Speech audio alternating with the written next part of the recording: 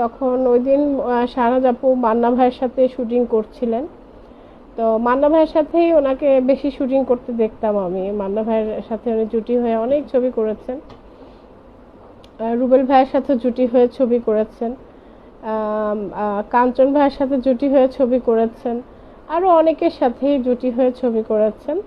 তো শাহনাজ আপু আর আমি একসাথে মিলে বিজলি তুফান নামে একটি ছবি করেছিলাম।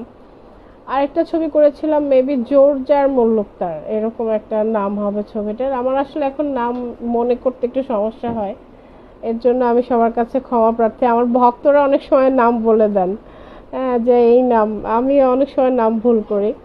তো যাই হোক, শাহনাজ আপুর কথা খুব মনে পড়ে। উনি তো চলচ্চিত্র ছেড়ে অলরেডি অনেক আগেই সরে গেছেন চলচ্চিত্র থেকে। তো আমার ওনার সাথে অনেক গুড স্মৃতি আছে, ভালো স্মৃতি আছে। শাহনাজ আপুর সাথে আমাদের পারিবারিক একটা সম্পর্কও আছে, যেটা